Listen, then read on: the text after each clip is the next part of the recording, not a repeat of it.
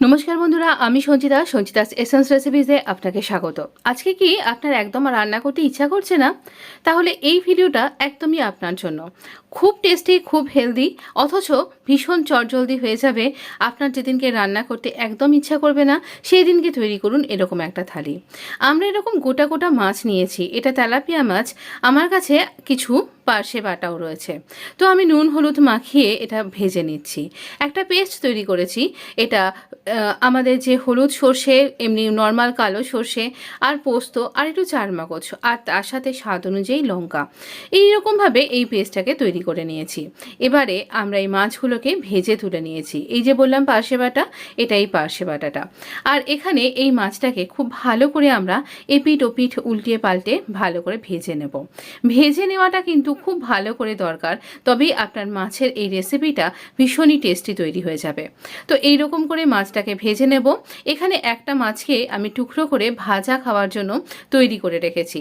তৈরি করেছি একটা সুন্দর ডালের রেসিপি, যে রেসিপিটা আপনি আমার শর্ট ভিডিওগুলোর মধ্যে থেকে পেয়ে যাবেন।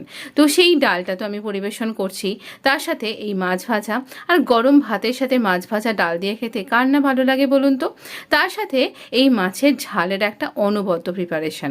এই প্রিপারেশনটা করতে একদম কিছু লাগে না, শুধু পরিমাণ মতন মশলাগুলোকে নিন আর এখানে একটুখানি বেটে নিন।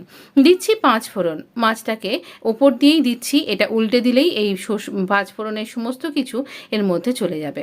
আর দিয়ে দিচ্ছি এই পেস্টটা। এখানে রান্নাটায় এই গরমের দিনে ঝালটা একটু কম দেবারই চেষ্টা করবেন। এই মশলাটা দিয়ে দেওয়ার পরে না আমি ছেঁকে দিইনি, যেহেতু পোস্ত দিয়েছি আর সর্ষেটা খুবই কমই আছে। আমি দিচ্ছি স্বাদ অনুযায়ী নুন আর দিচ্ছি সামান্য একটুখানি হলুদ। নুন হলুদ দেওয়াটা তো দরকারই। আর এই মাছের ঝালের এই অনবদ্য রেসিপিটাতে আপনার কিন্তু সর্ষের অতিরিক্ত ঝাঁঝ লাগবে না, অথচ পোস্ত আর চারমগজ দেওয়ার জন্য সুন্দর একটা টেস্টের ব্যালেন্স হয়ে যাবে। আর এই গরমের দিনে শরীরকে ঠান্ডা রাখতেও সাহায্য করবে। মাছটাকে উল্টে দিলাম যাতে অন্য দিকটাতেও এর সমস্ত জুসটা অ্যাবজর্ব করে যায় এবং খেতে আরও টেস্টি হয়। এই রকমভাবে একটু খুব কড়া ভাজা নয়, আমরা হাই ফ্লেমে ভেজেছি, তাই জন্য ভেতরটা সফট আছে আর উপরটা একটুখানি করকরে হয়ে গেছে। তো এই রকমভাবে আমরা মাছটাকে ভাজবো, তাহলে খেতে বেশি টেস্টি হবে। তো আমি এই ঝোলটা, যদি আপনি ঝোল ঝোল খেতে পছন্দ করেন তাহলে এই অবধি হলো আপনার রান্না রেডি। কিন্তু আমি এখানে একদম গাঢ় করে ফেলবো ঝোলটাকে, তাই জন্য আর একটুখানি ঘন করে নিচ্ছি।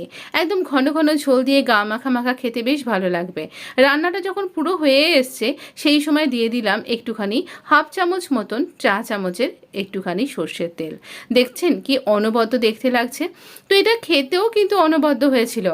একদম গরম ভাতের সাথে না জাস্ট জমে যাবে শেষ পাতে। তাই তো বললাম যে যেদিনকে বেশি রান্না করতে ইচ্ছা করছে না, হতেই পারে এই গরমের দিনে কারই ভাল লাগে অনেকক্ষণ ধরে দাঁড়িয়ে দাঁড়িয়ে রান্না করতে, তো সেদিনকে এইরকম ধোঁয়া ওঠা ভাতের সাথে এই মাছের ঝালের রেসিপি, তার সাথে অনেক রকমের ডাল আছে। মূলো দিয়ে ডাল আছে, টমেটো দিয়ে ডাল আছে, আরও না জানি টকের ডাল আছে। তো যে কোনো একটা ডাল আপনি এখানে অ্যাপ্লাই করতে পারেন। আর এই মাছ ভাজা তো রইলই রইল। তো অনবদ্য এই ফাঁকিবাজি থালিটা, যেটা বাঙালি মাছ ভাত থালি বলতে পারেন, সেটা কেমন লাগলো জানাতে ভুলবেন না আমাকে। তো ভালো থাকবেন, সুস্থ থাকবেন। চ্যানেলটা যদি এখনও আপনি সাবস্ক্রাইব করে না থাকেন তাহলে প্লিজ সাবস্ক্রাইব করে নোটিফিকেশান বেলটা অন করে দিতে ভুলবেন না। আমি এখানে সমস্ত বাঙালি রেসিপির পাশাপাশি অনেক পুরনো দিনের রেসিপিও শেয়ার করি। ভালো থাকবেন, ধন্যবাদ বন্ধু। দেখা হবে নতুন এপিসোডে।